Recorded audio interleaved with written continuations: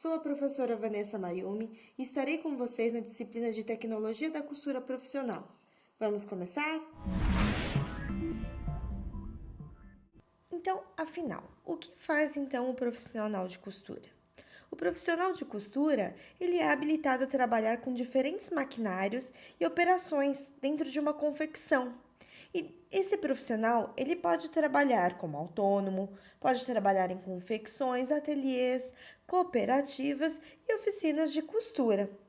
Também cabe ao profissional de costura ele interpretar, preencher fichas técnicas e desenvolver sequências operacionais das peças para aplicar acabamentos ideais para cada modelagem.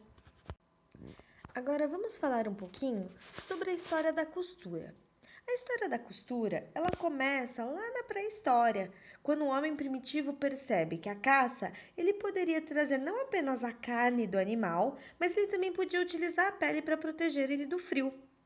Para a união dessas peles, o homem inventou então a agulha de mão, que era desenvolvida a partir do marfim do mamute, dos ossos de rena e presas de leão marinho.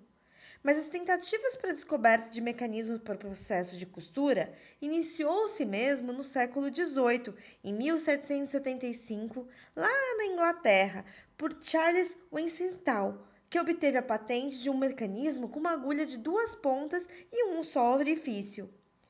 Logo depois, também temos Thomasin. Após 25 anos dessa criação, ele inventou uma máquina de pesponto que ele fazia o pesponto de sapatos. Durante a história da costura, muitos nomes surgiram, cada um com seu invento para a evolução da costura. Atualmente, nós temos muitas marcas comercializando máquinas de costura, como a Singer, Sun Special, Yamata, Zoji, Landmax, Sunstar, Brother, entre outras. Mas o funcionamento dessas máquinas atuais trazem em suas raízes um pouco de cada inventor do nosso passado. Segundo o Ministério do Trabalho, o costureiro industrial ele está suscetível a riscos ambientais. Podem ser riscos físicos, como ruídos, vibrações e muito calor. Ele pode ter alguns riscos químicos, como por exemplo as poeiras que saem do tecido. Ter riscos mecânicos, como perfurações com as agulhas das máquinas. Riscos físicos, por exemplo, uma posição fixa sentada por um grande tempo, movimentos repetitivos. E também isso pode causar desgastes ao funcionário. O uso de cadeiras sem controle de altura e de encosto ergonômico e uma jornada de trabalho longo, fixação de vista no campo do trabalho por longo período, ele pode causar ao trabalhador riscos que o Ministério do Trabalho ele está regulamentando para que proteja o nosso profissional. O profissional da costura deve também sempre ter em mente com todos os cuidados de normas de higiene, saúde e segurança do trabalho. Tanto a empresa quanto o colaborador possuem normas descritas em lei a serem seguidas. Dentre elas, podemos destacar a Lei 6.514, de 22 de dezembro de 1977, que trata da consolidação das leis do trabalho relativo à segurança e à saúde do trabalho.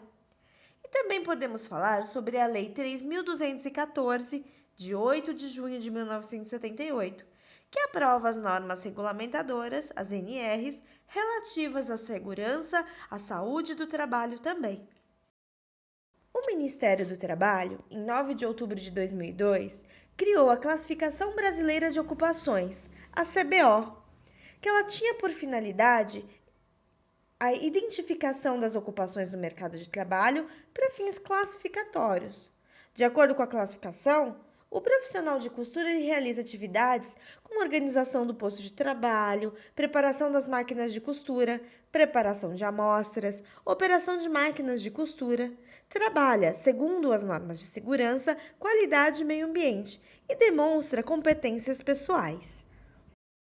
Quando a gente vê uma pessoa costurando em uma máquina, parece bem fácil, não é? Mas não é tão fácil assim. Antes de a gente costurar com uma facilidade, a gente tem que passar por algumas etapas para se tornar um costureiro de qualidade. A gente não senta na máquina e já sai costurando de primeiro. A gente precisa trabalhar sempre a nossa coordenação motora. ela é de grande importância para os profissionais de costura. É através dessa coordenação motora, junto com a orientação correta de processos de costura, que nós obtemos os resultados de costura com grande qualidade. A coordenação motora ela é considerada a interação harmoniosa e econômica do sistema perceptivo e neuromuscular, resultando em ações de capacidade motora precisa e equilibrada, com respostas rápidas e de acordo com determinada situação. No nosso caso, a costura, o nosso posicionamento na máquina, o pisar e o costurar com o seu tempo correto para que a costura fique bacana no final do nosso trabalho.